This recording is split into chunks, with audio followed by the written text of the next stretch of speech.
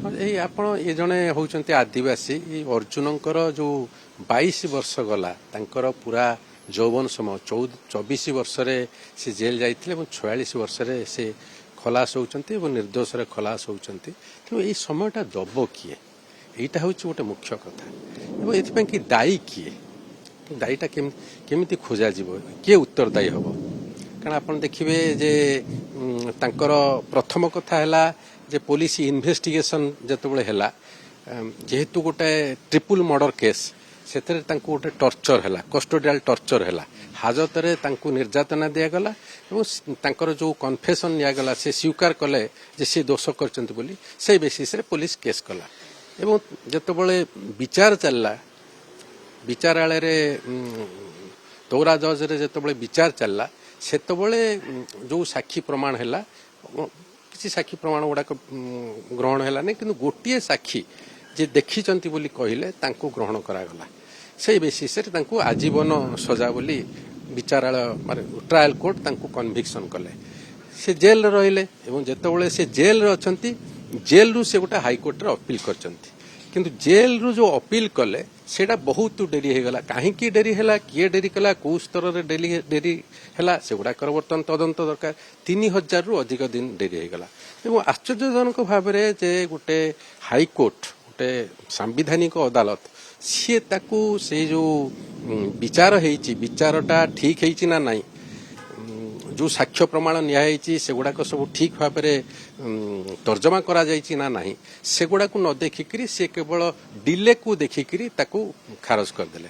ତାପରେ ଅର୍ଜୁନ ଯାଇଛନ୍ତି ସୁପ୍ରିମକୋର୍ଟକୁ ଏବଂ ସୁପ୍ରିମକୋର୍ଟର 3 ଜଣିଆ ବେଞ୍ଚ ଏ ସବୁ କଥାକୁ ବିଚାରକୁ ନେଇଛନ୍ତି। ହାଇକୋର୍ଟ ଯେଉଁ ଡିଲେ କଣ୍ଡୋନ କଲେ ନାହିଁ ତାକୁ ମଧ୍ୟ ସେ ନାପସନ୍ଦ କରିଛନ୍ତି ଏବଂ ସାକ୍ଷ୍ୟ ପ୍ରମାଣ ଯେ ଏଇଟା ଗୋଟେ ଯଥାର୍ଥ ହେଇନାହିଁ, ଟ୍ରାଏଲ କୋର୍ଟ ଯେଉଁ କନଭିକ୍ସନ୍ କରିଛନ୍ତି ସେଇଟା ଯଥାର୍ଥ ହେଇନାହିଁ, ପ୍ରମାଣ ଯୋଗ୍ୟ ସେ ଯେଉଁ ସାକ୍ଷୀ ଯେଉଁଟା ଦେଇଛନ୍ତି ସେଇଟା ଗୋଟେ ବିଶ୍ୱାସଯୋଗ୍ୟ ସାକ୍ଷ୍ୟ ହେଉନାହିଁ, ତାଙ୍କୁ ସେଥିପାଇଁ କି ଦୋଷମୁକ୍ତ କରିଛନ୍ତି। ବର୍ତ୍ତମାନ କଥା ଏବଂ ତାଙ୍କୁ ଆଉ ଗୋଟେ କଥା ନିର୍ଦ୍ଦେଶ ଦେଇଛନ୍ତି ଯେଉଁ ଜିଲ୍ଲା ପ୍ରାଧିକରଣ ଡିଷ୍ଟ୍ରିକ୍ଟ ଲେବୁଲର ଯେଉଁ ଲିଗାଲ ସର୍ଭିସେସ୍ ଅଥରିଟିକି ଦେଇଛନ୍ତି ତାଙ୍କୁ ରିହାବିଲିଟେସନ୍ କରିବେ କିମ୍ବା ରିସେଟଲମେଣ୍ଟ ପାଇଁ ପଦକ୍ଷେପ ନେବେ।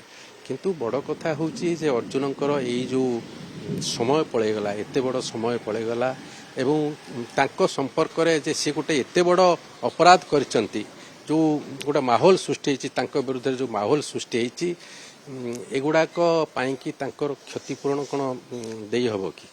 ଏବଂ ଆଉ ଗୋଟେ କଥା ହେଉଛି ଯେ କାହିଁକି ଜେଲ୍ରେ ଏତେ ଦିନ 3000ରୁ ଅଧିକ ସମୟ ଡେରି ହେଲା, ଜେଲ୍ ଅପିଲଟା ହାଇକୋର୍ଟରେ ଫାଇଲ୍ ହେବା ପାଇଁକି ଡେରି ହେଲା ସେଇଟା ତଦନ୍ତ ହେବା ଦରକାର ଏବଂ ପୋଲିସ ହେପାଜତରେ ତାଙ୍କୁ ଟର୍ଚର କରିକି ତାଙ୍କଠାରୁ ପ୍ରମାଣ ସାକ୍ଷ୍ୟ ନିଆଯାଇଥିଲା ଯେ ସିଏ ଦୋଷୀ ବୋଲି ସେ ସ୍ୱୀକାର କରନ୍ତୁ, ଯେଉଁ ସ୍ୱୀକାରୋକ୍ତି ନିଆଯାଇଥିଲା ସେ ସମ୍ପର୍କରେ ଯେ ସେତେବେଳର ପୋଲିସ ଥିଲେ ସେ ସମ୍ପର୍କରେ ମଧ୍ୟ ତଦନ୍ତ ହେବା ଦରକାର। ଏଠି ଦେଖାଉଛି ଯେ ଆପଣଙ୍କର ହାଜତରେ କିଭଳି ଭାବରେ ହିଂସା ହେଉଛି, ଜଣେ ନିର୍ଦ୍ଦୋଷ ବ୍ୟକ୍ତି କିଭଳି ଭାବରେ ତାଙ୍କୁ ଟର୍ଚର କଲା ପରେ ନିର୍ଯାତନା ହେପାଜତରେ ନିର୍ଯାତନା ଦେଲା ପରେ ସେ ଦୋଷକୁ ସ୍ୱୀକାର କରୁଛନ୍ତି ଏବଂ ବିଚାରାଳୟରେ ମଧ୍ୟ ଉପଯୁକ୍ତ ଭାବରେ ବିଚାର ହୋଇପାରୁନାହିଁ, ପୁଣି ଜେଲ୍ରେ ଥିଲାବେଳେ ଅପିଲ ମଧ୍ୟ ଠିକ୍ ସମୟରେ ଯାଇକରି ଉପଯୁକ୍ତ ଅଦାଲତରେ ପହଞ୍ଚି ପାରୁନି। ତ ଏହି ସମୁଦାୟ ଘଟଣାକୁ ଗୋଟେ ଅତି ନିରପେକ୍ଷ ଭାବରେ ବିଶ୍ୱାସନୀୟ ଭାବରେ ତଦନ୍ତ ହେବା ଦରକାର ଏବଂ ଅର୍ଜୁନଙ୍କୁ ସମ୍ପୂର୍ଣ୍ଣ ଭାବରେ ସେ ଯେମିତି ରେଷ୍ଟୋର କରିପାରିବେ। ତାଙ୍କର ଯେଉଁ 24 ବର୍ଷ ତ ଆମେ ସେ ବୟସଟା ଫେରାଇ ଦେଇ ହେବନି କିନ୍ତୁ ସିଏ ଯେମିତି ତାଙ୍କର ଗୋଟେ ପୁନଃସଂସ୍ଥାପନ ହୋଇପାରିବ, ପୁରା ଥଇଥାନ କରାଯିବ, ଉପଯୁକ୍ତ ଭାବରେ ଥଇଥାନ କରାଯାଇପାରିବ, ସେଥିପାଇଁ କି ରାଜ୍ୟ ସରକାର ପଦକ୍ଷେପ ନେବା ଉଚିତ ଏବଂ ଗୋଟେ ପୁଲିସର ରିଫର୍ମ ମଧ୍ୟ ଏଠି ଦରକାର ପଡ଼ୁଛି। କାରଣ ଏଇଟା ପୋଲିସ ଇନଭେଷ୍ଟିଗେସନ୍ ଯଦି ଠିକ୍ ହେଇଥାନ୍ତା ତାହେଲେ ଆଜି ହୁଏତ ଅର୍ଜୁନ ତାଙ୍କର 22 ବର୍ଷ এইভাবে ভাবে জেলে কটাইବାକୁ পড়িনଥାନ୍ତା, 22 ବର୍ଷ ନଷ୍ଟ ହୋଇନଥାନ୍ତା। ତେଣୁ ପୋଲିସ ସଂସ୍କାର এই କଥା ବି ଦେଖାଉଛି ଯେ ପୋଲିସ ସଂସ୍କାର ବର୍ତ୍ତମାନ ଅପରିହାର୍ଯ୍ୟ ହୋଇପଡ଼ିଛି। সেটা তো এটি আপনার দেখবে 100 দোষী খসি যাতে পছে কিন্তু জনে নির্দোষ দোষী ন হও, এটা তো সেই যে নীতি সে নীতির তো উল্লঙ্ঘন হয়েছি। আর court can do no wrong, তেমন কোর্টକୁ তো আপনার দোষী কইপারিবে নাই।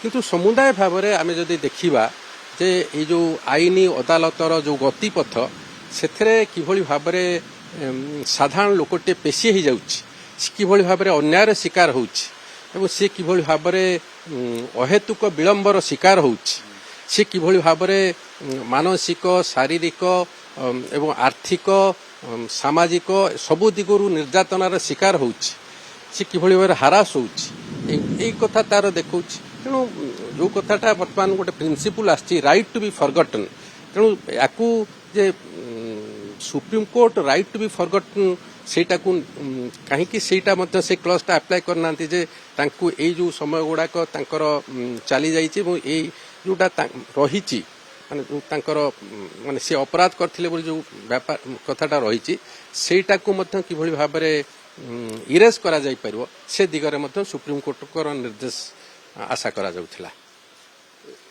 ବର୍ତ୍ତମାନ ସମୟରେ ସେମିତି ନିର୍ଦ୍ଦୋଷ କ'ଣ ଦଣ୍ଡ ପାଇସାରିଥିବେ କ'ଣ ତାର କିଛି ରିଫର୍ମ ନାହିଁ? ରିଫର୍ମ ତ ହେଉଛି ଏଇ କଥାଟା ଆପଣ ଦେଖିବେ ପୋଲିସର ରିଫର୍ମ ଦରକାର ଏବଂ ପୋଲିସ ରିଫର୍ମରେ ଆପଣଙ୍କର ପୋଲିସ ଯେଉଁମାନେ ଆଇନ ଶୃଙ୍ଖଳା ଦାୟିତ୍ୱରେ ରହିଛନ୍ତି ଏବଂ ଯେଉଁମାନେ ଅନୁସନ୍ଧାନ ଦାୟିତ୍ୱରେ ରହିଛନ୍ତି ସେଇଟାକୁ ଅଲଗା କରିବା ଦରକାର ଏବଂ ପୋଲିସ ଯେଉଁ ହିଂସା କରୁଛି ହାଜତରେ ଯେଉଁ ହିଂସା କରୁଛି ତା ପାଇଁ କି ଯେତେ ପ୍ରକାରର ବ୍ୟବସ୍ଥା ହେଇଛି ତା ସତ୍ତ୍ୱେ ବି ସେ ହିଂସା ହେଉଛି କାରଣ ସେମାନଙ୍କୁ ଯଥାଯଥ ଭାବରେ ଉତ୍ତରଦାୟୀ କରାଯାଉନି ଏବଂ ଆହୁରି ଦୁଃଖର କଥା ହେଉଛି ଯେ ଏଇ ଯେଉଁ ପୋଲିସ ହିଂସାର ଶିକାର ହେଉଛନ୍ତି ଦଳିତ ଆଦିବାସୀ ମହିଳା ସଂଖ୍ୟାଲଘୁ ଆଉ ଯେଉଁମାନେ ଦରିଦ୍ର ଜନଗଣ ସେଇମାନେ ହିଁ ଶିକାର ହେଉଛନ୍ତି। ତାପରେ ଆପଣ jail reforms model jail manual ହେଲା କିନ୍ତୁ ଜେଲ୍ରେ ଥିବା ଭିତରେ ଦୀର୍ଘ 3000ରୁ ଅଧିକ ଦିନ କାହିଁକି ଜେଲ୍ ଅପିଲଟା ବିଳମ୍ବ ହେଲା?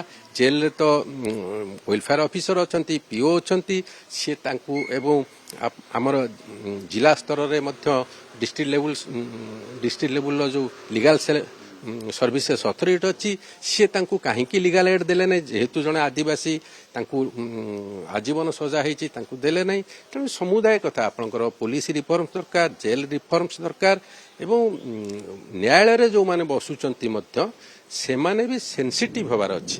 ସେମାନେ ଯେ ମଣିଷ ସମ୍ପର୍କରେ ବିଚାର କରୁଛନ୍ତି ସେମାନେ କେବଳ କାଗଜ କଲମକୁ ଦେଖିକିରି ସେଇ ଅନୁସାରେ ବିଚାର କରିବା ପରିବର୍ତ୍ତେ ସେମାନେ ମଧ୍ୟ ତାଙ୍କର ଗୋଟେ ହ୍ୟୁମାନ୍ ପେସନ୍ ସେଇଟା ବି ରହିବା ଦରକାର, ସେନ୍ସିଟିଭିଟି ବି ରହିବା ଦରକାର।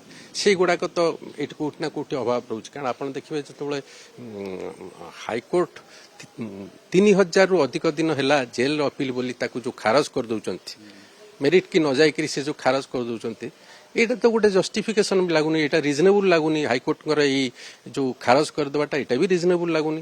ତେଣୁ ଗୋଟେ କନଷ୍ଟିଚ୍ୟୁସନାଲ କୋର୍ଟ ବି ଏଭଳି ଏ ଜାଗାରେ ଭୁଲ କରିଛନ୍ତି।